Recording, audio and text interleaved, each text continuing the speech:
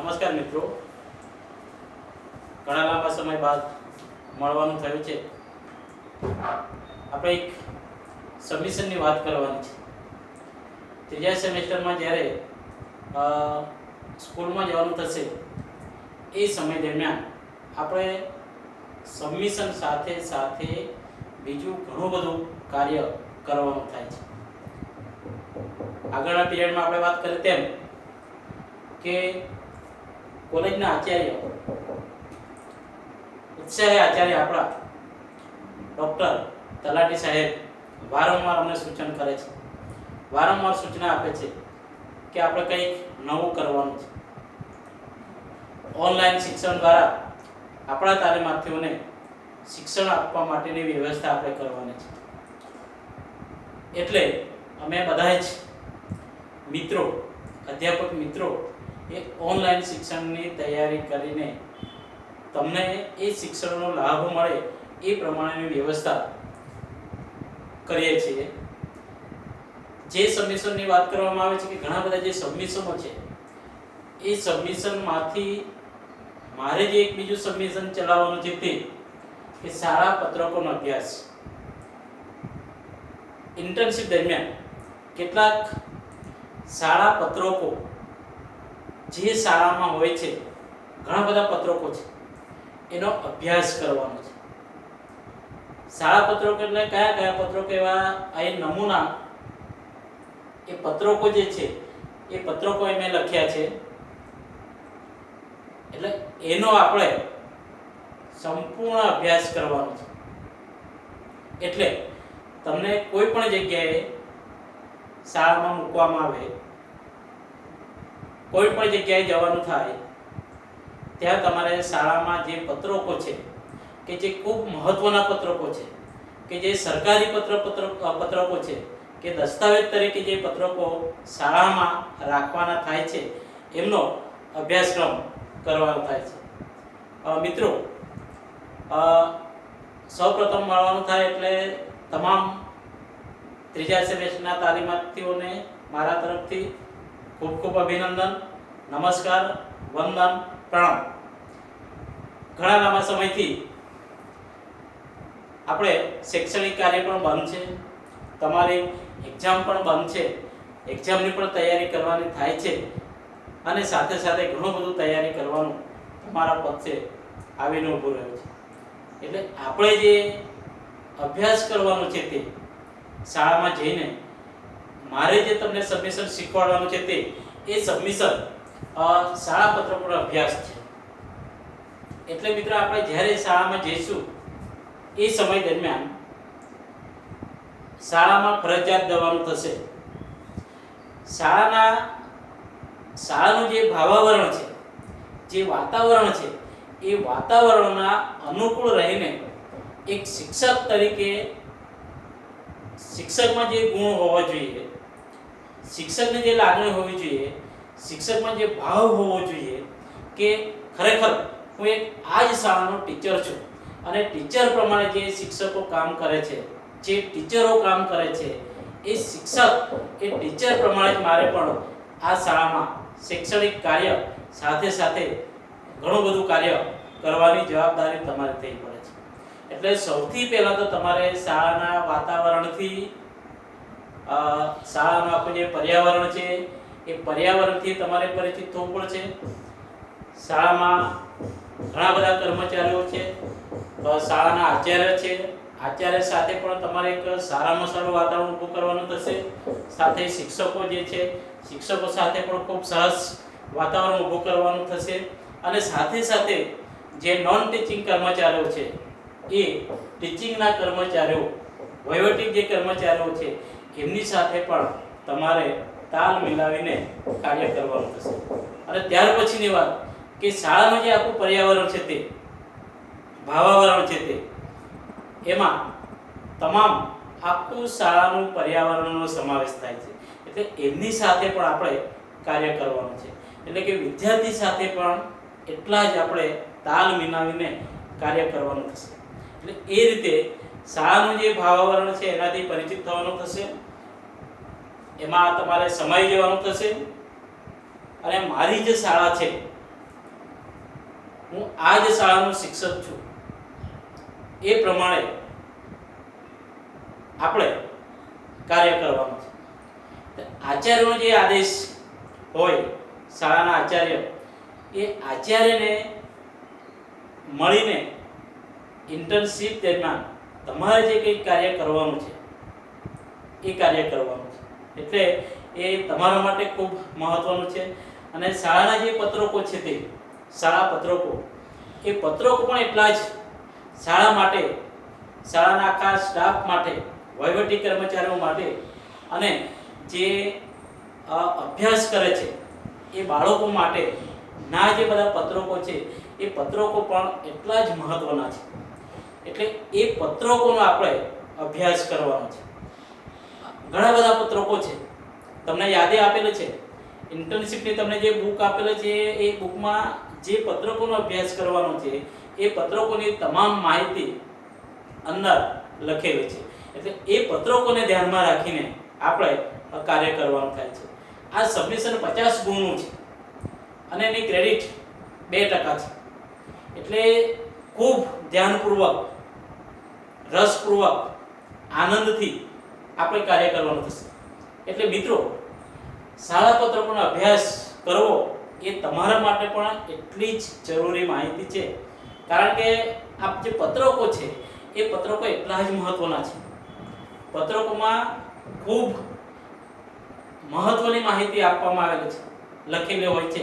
અને એક શાળાનો આખો દસ્તાવેજ છે એવું કહી શકાય તો પણ ખોટું નથી. એટલે મિત્રો, આ જે શાળા પત્રકો છે એનો ઉપયોગ ખૂબ સરસ રીતે કરવાનો છે. અને ઇન્ટર્નશિપ દરમિયાન આપણે ઘણું બધું કાર્ય એની સાથે કરવાનું છે.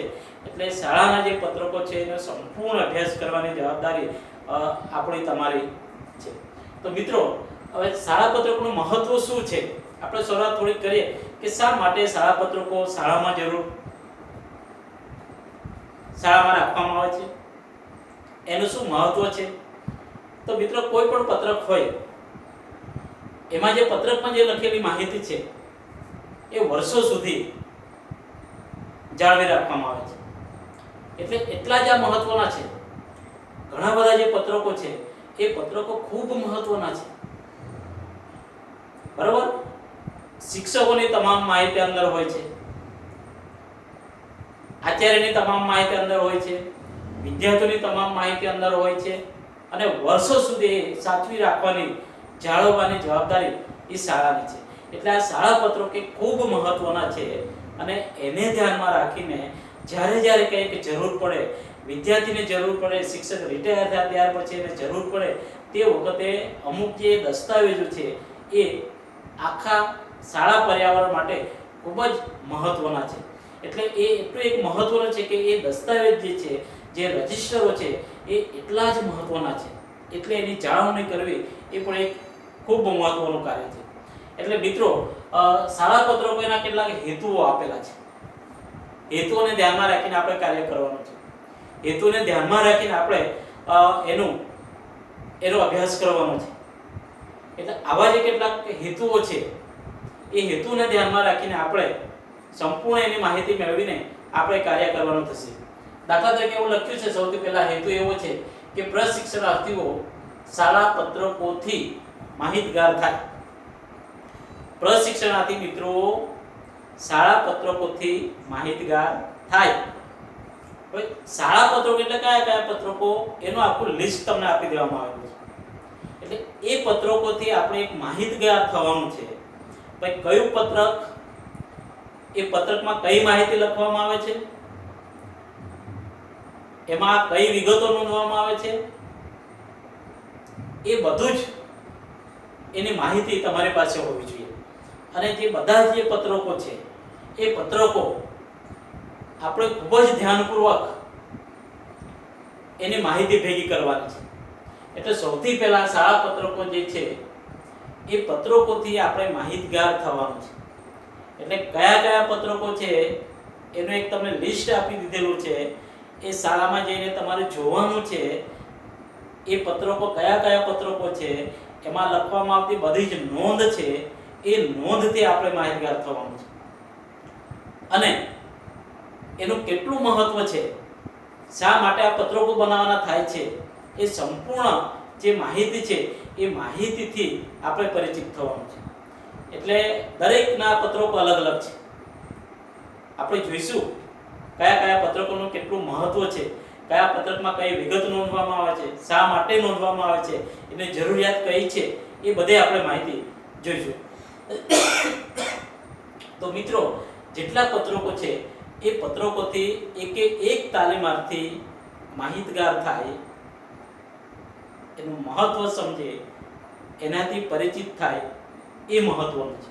ત્યાર પછી બીજો એક હેતુ એવો છે, શાળા પત્રકોનું કાનૂની દ્રષ્ટિએ મહત્વ સમજે. કોણ? તાલીમાર્થી મિત્રો, પ્રશિક્ષણાર્થીઓ મિત્રો, કે શાળા પત્રકોનું કાનૂની દ્રષ્ટિએ મહત્વ સમજે. મિત્રો, દાખલા તરીકે જનરલ રજિસ્ટર છે, શિક્ષકની સેવા પોથી છે, બરોબર. ત્યાર પછી એવા બીજા ઘણા પત્રકો છે, કાનૂની દ્રષ્ટિએ પણ એટલા જ મહત્વના છે. દાખલા તરીકે શિક્ષકની જે સેવા પોથી છે, બરોબર, એ સેવા પોથી એટલી જ મહત્વની છે. શિક્ષક દાખલ થાય અને શિક્ષક નિવૃત્ત થાય, તમામ વર્ષનો રેકોર્ડ, તમામ વર્ષની માહિતી એ પત્રકમાં હોય છે. એટલે કાનૂની દ્રષ્ટિએ પણ એટલું જ મહત્વ છે. જનરલ રજિસ્ટર, ખાતા વહી, ખતવણી, એ બધા કાનૂની દ્રષ્ટિએ ખૂબ મહત્વ છે. એટલે વિદ્યાર્થીઓ એ સમજે કે આ પત્રકનું કેટલું મહત્વ છે. ત્યાર પછી ત્રીજો એક હેતુ એવો છે, શાળા પત્રકોનું ધ્યેય અને કાર્યથી માહિતગાર થાય. તાલીમાર્થી મિત્રો, શાળા પત્રકોનો ધ્યેય અને કાર્યથી માહિતગાર થાય. શાળા પત્રકોનો ધ્યેય એટલે શું? તમામ પ્રકારની જે માહિતી હોય એ નોંધ કરવામાં આવે છે. એટલે એક શાળાનો ધ્યેય હોય, શાળાનો હેતુ હોય, એ પત્રકોમાં લખેલી જે માહિતી છે એ માહિતી ખૂબ મહત્વની દ્રષ્ટિએ છે, કારણ કે એટલી ઉપયોગી થશે. એટલે કે ભવિષ્યમાં જ્યારે જ્યારે જરૂર પડે એ વખતે આ પત્રકોમાંથી કોઈ પણ માહિતી મળી રહે છે. એટલે કે કાનૂની દ્રષ્ટિએ, કે ધ્યેયની દ્રષ્ટિએ, કાર્યની દ્રષ્ટિએ આપણે એ પત્રકોથી માહિતગાર થવાનું છે. ત્યાર પછી શાળા પત્રકો દ્વારા શાળા તેમજ વિદ્યાર્થીઓની પ્રગતિ જાણકારી પ્રાપ્ત કરે. શાળા પત્રકો દ્વારા વિદ્યાર્થીઓની પ્રગતિ વિશે જાણકારી પ્રાપ્ત કરે. હવે શાળા પત્રકોમાં વિદ્યાર્થીની પ્રગતિ, કે દર વર્ષે પ્રગતિ પત્રક બનાવવામાં આવે છે. વિદ્યાર્થીએ કઈ સિદ્ધિ મેળવી છે એ સિદ્ધિની અંદર નોંધ છે અને એ વર્ષો સુધી જાળવી રાખવામાં આવે છે. એટલે જ્યારે જ્યારે વિદ્યાર્થીને કંઈક જરૂર પડે, સમાજને જરૂર પડે, વાલીઓને જરૂર પડે, એ વખતે એમાંથી, પત્રકોમાંથી એમને તમામ પ્રકારની જાણકારી મળી રહે છે. એટલે શાળા તેમજ વિદ્યાર્થીઓની પ્રગતિ વિશે જાણકારી પ્રાપ્ત કરે એ પત્રક પણ એટલું જ મહત્વનું છે. એટલે વિદ્યાર્થીઓ, પ્રશિક્ષણાર્થી મિત્રોને પણ આ બધી માહિતી એનાથી માહિતગાર થાય અને વર્ષો સુધી રેકોર્ડની જાળવણી કરવામાં આવે છે. એવી તાલીમાર્થી તરીકે આપણે એવી જાણકારી તમારે પ્રાપ્ત કરવાની થશે. ત્યાર પછી છે વિદ્યાર્થીઓનું શાળા પત્રકોની સમજ દ્વારા વહીવટી કૌશલ્ય વિકસે.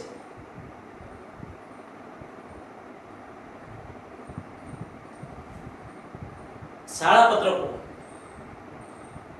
સમજ દ્વારા વહીવટી કૌશલ્યો વિકસે. વિદ્યાર્થી મિત્રો, જે શાળા પત્રકો છે એ પત્રકોથી આપણે પરિચિત થવાનું છે, બરોબર. એટલે તમારે સંપૂર્ણ રીતે એની કાળજીપૂર્વક એ પત્રકોનો અભ્યાસ કરવાનો થશે. અને એનું કેટલું મહત્વ છે એ પત્રકોનું એક આખું કૌશલ્ય વિકસે, એનાથી પરિચિત થાય. તાલીમાર્થી તરીકે આપણે એક આખી ફરજ છે, એ ફરજને સમજીને આપણે કાર્ય કરવાનું થાય છે. એટલે એવો એક વહીવટી કૌશલ્ય વિદ્યાર્થીઓમાં પણ વિકસે એ પ્રમાણનો આ હેતુ છે. એટલે આપણામાં પણ ખરેખર આ જે શાળા પત્રકો છે એ શાળા પત્રકો કેટલા મહત્વના છે, એવું એક અને એ વહીવટી કાર્ય માટે કેટલું મહત્વ છે, એ વહીવટી કાર્ય દ્વારા જાળવણી કઈ રીતે કરવામાં આવે છે, એ પત્રકોની જાળવણી કઈ રીતે કરવામાં આવે છે, એનું કેટલું મહત્વ છે, કેટલું સાચવી રાખે છે, એનાથી આપણે આપણામાંની કુશળતા કૌશલ્ય વિકસે એ પ્રમાણેનું દરેક જગ્યાએ આયોજન કરવામાં આવે છે. એટલે મિત્રો આ જે શાળા અભ્યાસક્રમના પત્રકોના જે અભ્યાસના જે હેતુઓ છે એ હેતુઓને ધ્યાનમાં રાખીને આપણે સૌથી પહેલાં તો એનું મહત્વ સમજવું જોઈએ કે આ કેટલા મહત્વ છે, શાળા માટે શા માટે મહત્વ છે, સમાજ માટે શા માટે મહત્વ છે, વિદ્યાર્થીઓ માટે આ પત્રકો શા માટે મહત્વ છે, એ જાળવણી શા માટે મહત્વ છે, એનાથી આપણે પરિચિત થઈને આપણામાં એક સારામાં સારું કૌશલ્ય વિકસે એ પ્રમાણેનું આયોજન, એ પ્રમાણેનો અભ્યાસક્રમ આપણે કરવાનો થાય છે. આ તો મિત્રો હવે કેટલાક જે પત્રકો છે એ પત્રકો આપણે જોઈએ. હવે દરેક પત્રકોનો સૌથી પહેલા પત્રક આપણે એક પત્રકની વાત કરીશું. હવે દરેક પત્રકના દરેકના પ્રશ્નો છે મિત્રો, તાલીમાર્થી મિત્રો, દરેક પત્રકો એના પ્રશ્ન કેટલાક આપેલા છે એના વિશે આપણે જોઈશું. તો મિત્રો સૌથી પહેલું જે પત્રક છે વર્ગ હાજરી પત્રક. આ એક પત્રક છે મિત્ર, વર્ગ હાજરી પત્રક. જ્યારે તમે આ અભ્યાસનો આ પત્રકનો અભ્યાસ કરશો કે વર્ગ હાજરી પત્રક એટલે વર્ગ હાજરી પત્રકમાં કઈ કઈ વિગતો નોંધવામાં આવે છે, શા માટે જરૂરી છે, વર્ગ રજિસ્ટર હાજરી પત્રક ની જરૂર શું છે, એ આપણે સૌથી પહેલા સમજવું પડે. અને એમાં કઈ બાબતોની નોંધ કરવામાં આવે છે, એના કેટલાક પ્રશ્નો છે, એ પ્રશ્નોના ઉત્તરો આપણે લખવાના છે. તમને આ બુકમાં ઇન્ટર્નશિપ દરમિયાન જે આપવામાં આવેલા છે દરેક રજિસ્ટર શાળા પત્રકો એના પ્રશ્ન આપેલા છે અને પ્રશ્નના જવાબ તમારે લખવાના છે. એટલે સમજી વિચારીને શિક્ષકને મળીને પત્રકનો અભ્યાસ કરીને ત્યાર પછી એમાં આપણે નોંધ કરવાની છે. તો પહેલો પ્રશ્ન એવો છે વિદ્યાર્થી મિત્રો, વર્ગ હાજરી પત્રકમાં કઈ વિગતો નોંધવામાં આવે છે? વર્ગ હાજરી પત્રકમાં કઈ વિગતો નોંધવામાં આવે છે? સૌથી પહેલા તો જે શિક્ષક વર્ગ શિક્ષક હોય એનું નામ નોંધવામાં આવે છે. વર્ગ શિક્ષકનું નામ નોંધવામાં આવે છે. કયા ધોરણો છે એ ધોરણનું નામ લખવામાં આવે છે. વિદ્યાર્થીનું નામ લખવામાં આવે છે, સાથે એનો રોલ નંબર પણ લખવામાં આવે છે, સાથે એનો જનરલ રજિસ્ટર નંબર પણ નોંધવામાં આવે છે અને કેટેગરી એની પણ નોંધ કરવામાં આવે છે. અને ચાલુ માસના જે દિવસો છે એ દિવસોની પણ નોંધ કરવામાં આવે છે. અને છેલ્લે અંતિમ દિવસે એટલે કે મહિનાના અંતિમ દિવસે વર્ગ હાજરીના ટકાવારી એ પણ સરેરાશ હાજરી કેટલી થાય છે એની તમામ આ વર્ગ હાજરી પત્રકમાં નોંધ કરવામાં આવે છે. એટલે મિત્રો એ વર્ગ હાજરી પત્રક એટલું જ મહત્વ છે, એની એટલી જ સાચવણી, એટલી જ જવાબદારીથી વર્ગ શિક્ષક વર્ગ હાજરી પત્રક તૈયાર કરે છે. એમાં પણ કોઈ પણ ચેક ચાક વગર આખા વર્ષ દરમિયાન દર મહિને વર્ગ રજિસ્ટર હાજરી પત્રક એ સંપૂર્ણ વિગત ની આમાં નોંધ કરવામાં આવે છે. સાથે સાથે બીજો પ્રશ્ન છે કે હાજરી પત્રકના આધારે આપણે કઈ વિગતો જાણી, હાજરી પત્રકના આધારે આપણે કઈ વિગતો જાણી શકીએ છીએ? આવો એક પ્રશ્ન છે. તો મિત્રો જે આપણે જોયું કે સૌથી પહેલા તો વર્ગ હાજરી પત્રકમાં શિક્ષકનું નામ હોય, વિદ્યાર્થીનું નામ હોય, એનો રોલ નંબર હોય, જનરલ રજિસ્ટર નંબર હોય, કયા વિદ્યાર્થી કઈ કેટેગરીમાં આવે છે એ હોય, સરેરાશ કેટલી હાજરી હોય, એ બધી વિગત આમાંથી આપણે જાણી શકીએ છીએ. બીજું, હાજરી પત્રકમાં APSL જેવા અક્ષરો ક્યારે નોંધવામાં આવે છે? મિત્રો, હાજરી પત્રકમાં આ અક્ષરોને નોંધ કરવામાં આવે છે. શા માટે એની જરૂર પડે છે? તો મિત્રો, તમને ખબર છે કે માં AP જ્યારે વિદ્યાર્થી ક્લાસમાં ગેરહાજર હોય તે વખતે એ લખવામાં છે એબ્સન્ટ. જ્યારે વિદ્યાર્થી ડી સામે P લખવામાં આવે છે. P એટલે પ્રેઝન્ટ, કે વિદ્યાર્થી હાજર હોય તે વખતે નોંધ કરવામાં આવે છે. જ્યારે SL કે વિદ્યાર્થી માંદગીની રજા પર હોય ત્યારે એની SL ની નોંધ કરવામાં આવે છે. એ બધું આ વર્ગ રજિસ્ટર જે છે, વર્ગ હાજરી પત્રક છે, એમાં આટલી વિગતો નોંધવામાં આવે છે. ત્યાર પછી બીજો એક પ્રશ્ન છે, કોઈ પણ વિદ્યાર્થી સવારે હાજરી પુરાવી બપોર પછી પોતાના ઘેર જતો રહે તો તેની નોંધ કેવી રીતે કરવામાં આવે છે? આ બધું હાજરી પત્રકમાં છે, આ બધી નોંધ કરવામાં આવે છે. તેનો જવાબ આવો છે મિત્રો, જો વિદ્યાર્થી સવારે આવી બપોરે જતો રહે, તેની પાસે ઘરે જવાનું કારણ દર્શાવતી વાલીની સહી લખાવેલી સહી સાથે લખાવેલી રજા ચિઠ્ઠી હોવી જોઈએ, જેના આધારે નોંધ કરવામાં આવે છે. મિત્રો, એટલે અધ વચ્ચેથી વિદ્યાર્થી જતો રહે તો એની ખરેખર એક નોંધ કરવામાં આવે છે.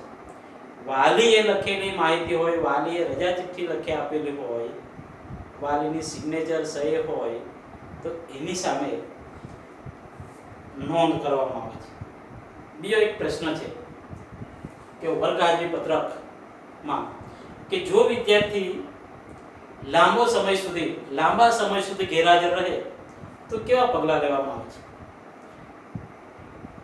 ઘણા સમય સુધી ગેરહાજર રહે તો વિદ્યાર્થીને શાળા કેવા પગલાં લે છે એની નોંધ કરવામાં આવે છે.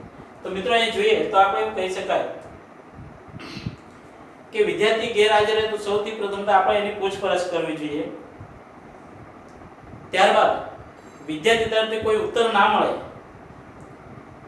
તો ટેલિફોન દ્વારા એમના ઘરે જાણ કરવામાં આવે છે, વાત કરવામાં આવે છે.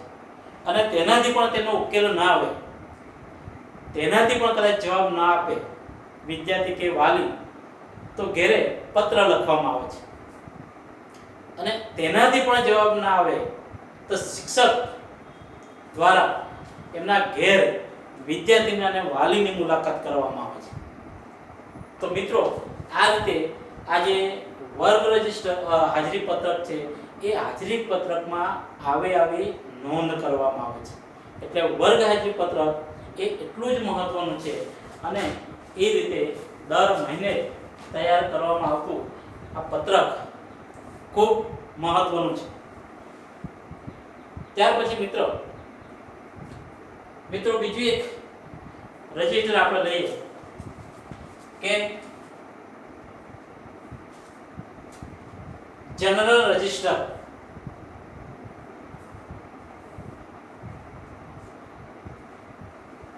પત્રક, જનરલ રજિસ્ટર પત્રક. મિત્રો,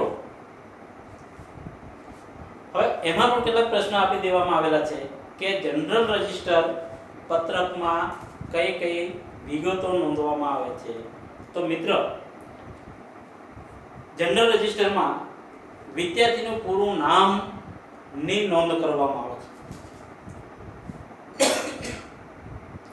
એનો ધર્મ, જન્મભૂમિ, જન્મ તારીખ,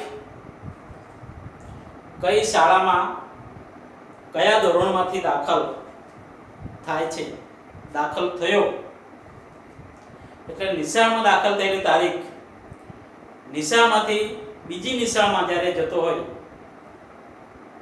કે એક શાળામાંથી બીજી શાળામાં જ્યારે જતો હોય એની નોંધ, અભ્યાસના ધોરણોનો નોંધ, વર્ગ, અભ્યાસમાં વર્તણૂક કેવી હતી, ત્યાર પછી એક શાળામાંથી બીજી શાળામાં જવાનું કારણ, એલસી આપ્યા તારીખ જેવી આ જનરલ રજિસ્ટરમાં નોંધ કરવામાં આવે છે. એટલે મિત્રો આ જનરલ રજિસ્ટર જીઆર ટૂંકમાં એનું નામ છે, એ એક આખા શાળાનો દસ્તાવેજ છે, શાળા પર્યાવરણનો દસ્તાવેજ છે. એટલે તમામ પ્રકારની જવાબદારીથી એમાં નોંધ કરવામાં આવે છે જનરલ રજિસ્ટરમાં. એટલે એક શાળા માટે ખૂબ મહત્વનું જનરલ રજિસ્ટર છે. બીજો એક પ્રશ્ન આમાં છે, જનરલ રજિસ્ટરના આધારે કઈ કઈ વિગતો જાણી શકાય છે? હવે મિત્રો આપણે ઉપર જે જવાબ જોયો એ બધી જ વિગતો આ જનરલ રજિસ્ટરમાં જાણી શકાય છે.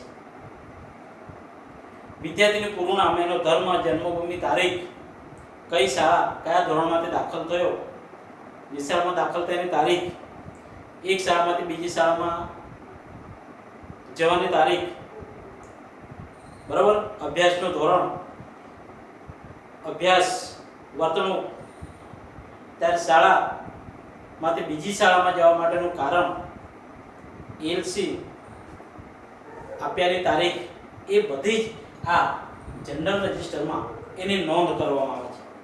ત્યાર પછી બીજો એક પ્રશ્ન છે મિત્રો કે વિદ્યાર્થી એક શાળામાંથી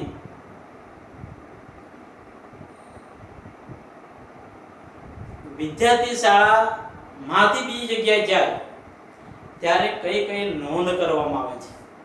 એ બધી નોંધ આ જનરલ રજિસ્ટરમાં કરવામાં આવે છે.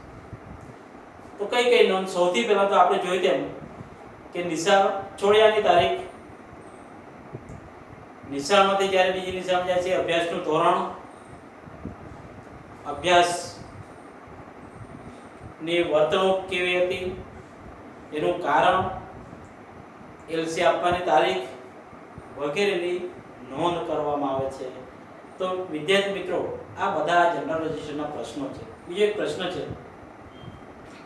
જનરલ રજિસ્ટરનો, કોઈ કારણ સર જનરલ રજિસ્ટરમાં ચેકચાક થાય તો તેવા સંજોગોમાં શું કરી શકાય? કારણ કે જનરલ રજિસ્ટર ખૂબ સાચવીને જાળવણી કરીને એમાં સારામાં સારા અક્ષરે સ્વચ્છ વાંચી શકાય, ઘૂંટેલા પણ નહીં, એ પ્રમાણેના સ્વચ્છ અક્ષર, સારામાં સારા અક્ષરે આ જનરલ રજિસ્ટર લખવામાં આવે છે. કેમ કે એને વર્ષો સુધી જાળવણી કરવામાં આવે છે, વર્ષો સુધી. તમારે જ્યારે 25 વર્ષ જરૂર પડે કે 40 વર્ષ જરૂર પડે તો પણ તમારે આ જનરલ રજિસ્ટરમાં તમારી તમામ વિગતો તમને મળી જાય છે. તો મિત્રો આ એક જનરલ રજિસ્ટર એક ખૂબ અગત્યનું પત્રક છે. એ ખૂબ જ ધ્યાનથી, કાળજીપૂર્વક ભરવાનું થાય છે. તેમ છતાં કોઈ કારણસર એ પત્રકમાં લખવામાં ભૂલ થાય તો મિત્રો ભૂલ થાય તો ઉપર ચેકો મારીને આચાર્યની સહી કરીને કરવામાં આવે છે. આચાર્ય દ્વારા ચેકો મારીને સિગ્નેચર કરવામાં આવે છે અને એ રીતે એ માન્ય ગણાય છે. બીજો એની સાથે પ્રશ્ન છે મિત્રો જનરલ રજિસ્ટરનો, કયા સંજોગોમાં વાલી તેના બાલ્યની જન્મ તારીખ કે અન્ય કોઈ પણ માહિતીમાં ફેરફાર કરવા માંગતી હોય તેવા સમયે કેવા પગલાં લેશો? તો મિત્રો એનો જવાબ એવો છે કે કોઈ પણ વાલી એમની વિગતોમાં ફેરફાર કરવા માંગે તો એ શાળા કે શાળાના આચાર્યની જવાબદારી નથી. તો પછી કોની જવાબદારી? તો મિત્રો એવું કહેવાય છે કે તાલુકા પંચાયત દરમિયાન દરખાસ્ત કરવી, તાલુકા પંચાયતમાં દરખાસ્ત કરવામાં આવે છે, તાલુકા પ્રાથમિક શિક્ષણ અધિકારી છે એની સમક્ષ રજૂઆત કરવામાં આવે છે, અને જો એ રજૂ કરીને એમાં એમના તરફથી કંઈક એવો જવાબ મળે તેવા સમયે એ ફેરફાર કરી શકાય. બાકી શાળાના આચાર્ય કે શાળા દ્વારા ફેરફાર કરી શકાતો નથી. તો મિત્રો આ જનરલ રજિસ્ટરનું એટલું મહત્વ છે. ટૂંકમાં જીઆર તરીકે ઓળખવામાં આવે છે. શાળાના વર્ષોથી શાળા શરૂ થઈ ત્યાંથી દરેકની વિદ્યાર્થીની નોંધ, સંપૂર્ણ માહિતી આ જનરલ રજિસ્ટરમાં એની નોંધ કરવામાં આવે છે.